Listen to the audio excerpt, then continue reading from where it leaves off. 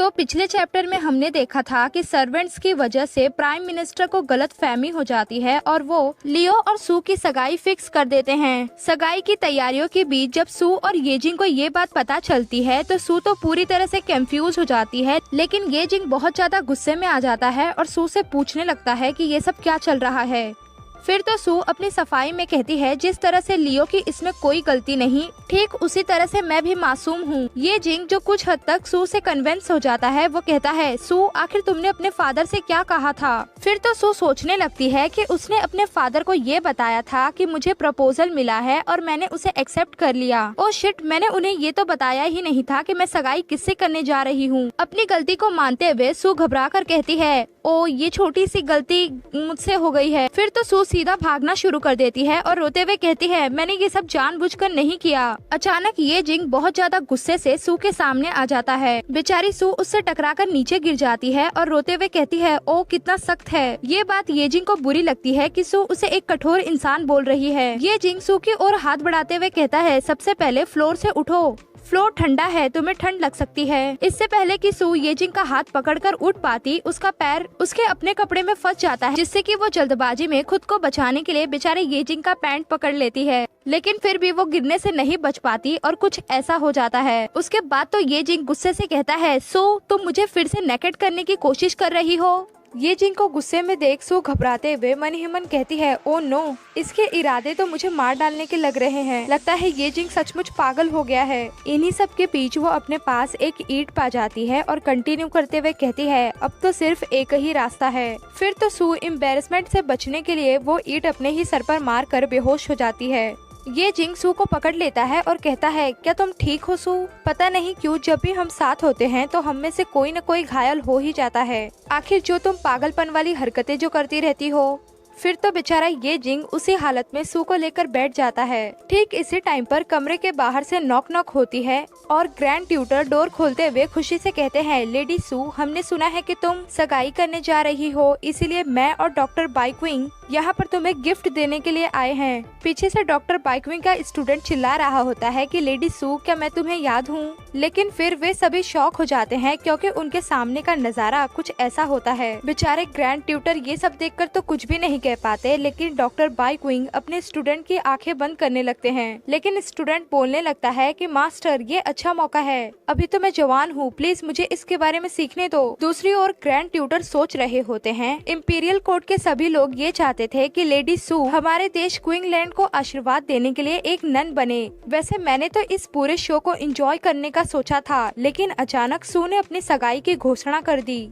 ये सब देखने के बाद कोई हैरानी की बात नहीं है कि कुछ दिनों पहले प्राइम मिनिस्टर ये फैमिली की बेगुनाही पर बहस कर रहे। प्राइम मिनिस्टर ने ढेर सारे लोगों को अपने साथ मिलाकर एम्परर से ये कहा, ये फैमिली तो हमेशा से ही हमारे लिए वफादार रहे, वे लोग देशद्रोही नहीं हो सकते, इसीलिए इस पर एक बार फिर से सोचें। और अब मुझे समझ में आ रहा है, ऐसा इसलिए है क्योंकि सू ये जिंग को पसंद करती है। फिर तो ग्रैंड ट्यूटर क्लैपिंग करते हुए कहते हैं, जैसा कि निडर कमांडर ये के बारे में सोचा था, दिन के टाइम पर भी ऐसा काम करने के लिए आपने तो मेरी आंखें ही खोल दी। इसके साथ ही ग्रैंड ट्यूटर सोच रहे होते हैं कि अगर सू ने इस क्रिमिनल को अपने घर में जगह दी है तो इसका मतलब ये हुआ कि इनका रिश्ता पहले ही बहुत आगे बढ़ चुका होगा। दूसरी ओर ये जिंग भी ये सोचता है कि ग्रैंड ट्यूटर, ऐसा लगता है कि सू अब इसके पीछे निकल गई है।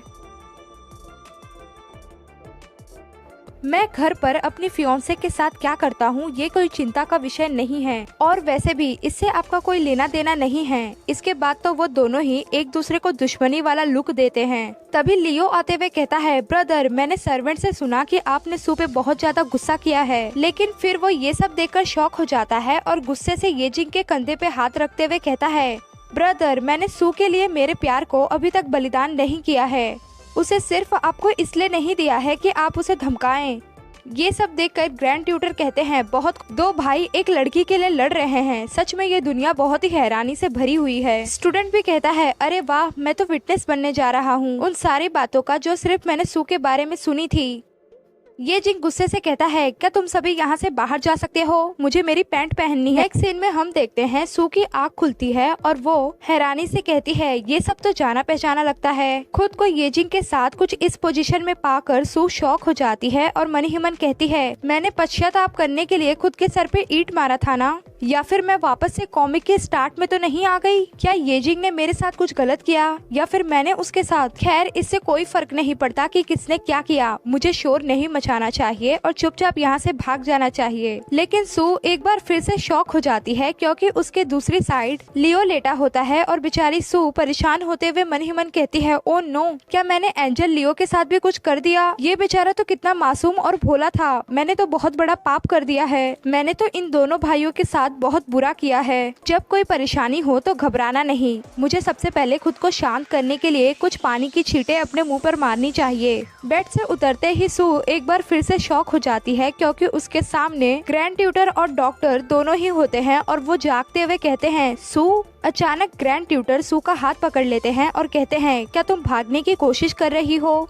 तभी डॉक्टर भी सू के कान के पास कहते हैं, तुम भाग नहीं सकती, इसकी जिम्मेदारी लो। उसके बाद तो डॉक्टर और ग्रैंड ट्यूटर दोनों ही सू को पकड़ लेते हैं और बेचारी सू मन ही मन कहती है, मेरी आंखें तो स्वर्ग में है, लेकिन मेरे भगवान मैंने क्या पाप कर डाला। तभी सू को कुछ रियलाइज होता है और वो चिल्लाते हुए कहती है, डॉक्टर बाइकविंग, वो कभी नॉर्मल तरीके से तो बात करते हैं नहीं, जाहिर है ये सब मेरा सपना है। टीटे महाराज प्लीज मेरी मदद करो। ऐसा कहते हुए सू एक बार फिर खुद को ही मार लेती है। नेक्स्ट सीन में सू को होश आता है और वो मन ही मन कहती है, तो शुक्र है कि ये सब मेरा सपना था।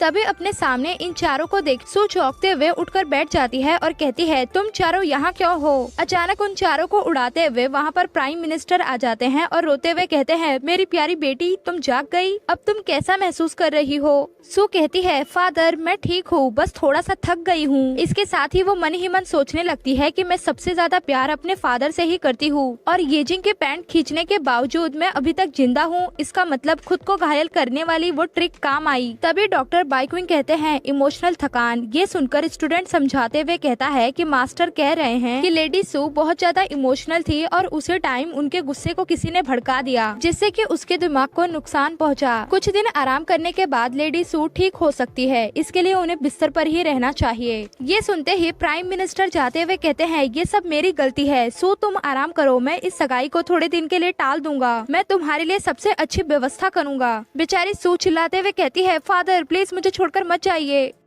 प्लीज मुझे इन भेड़ियों के बीच अकेला मत छोड़िए। तभी ये जिंग कहता है, क्या तुम ठीक हो सू, क्या तुम्हें कोई मेडिसिन चाहिए। टी के कप को आगे बढ़ाते हुए लियो कहता है, सू पहले थोड़ा चाय पी लो। लियो को देखकर सू खुश हो जाती है और उसके गालों को पकड़ते हुए कहती है, तुमने मुझसे फिर से बात करना शुरू कर दिया, आखिरकार सब कुछ नॉर्मल हो गया। लियो कहता है, सू ये टी। ये सुनकर सू मन ही मन कहती है, तुम इस पूरी कॉमिक के सबसे छोटे और प्यारे लड़के हो। ये सब देखते हुए ये जिंग खुद की लाई हुई मेडिसिन को छुपा लेता है। तभी ग्रैंड ट्यूटर कहते हैं, टी देना अच्छा है लेकिन सू के पेट के लिए ठीक नहीं। तभी ये जिंग कहता है, ग्रैंड ट्यूटर आपका मेरी फियांसे के रूम में ज्यादा देर रुकना ठीक बात नहीं, तो प्लीज आप अपने घर चले जाइए। ग्रैंड ट्यूटर भी ये जिंग को ताना मारते हुए कहते हैं, ओ क्या तुम्हें ये नहीं दिख रहा कि वो इस वक्त तुम्हारे छोटे भाई को गले लगा रही है। तो इसी गर्म माहौल के साथ हमारा ये चैप्टर यहीं पर कंप्लीट होता है। आप लोगों को ये चैप्टर कैसा लगा कमेंट पे बताइए, लाइक कीजिए, शेयर कीजिए और प्लीज सब्सक्राइब कर लीजिए।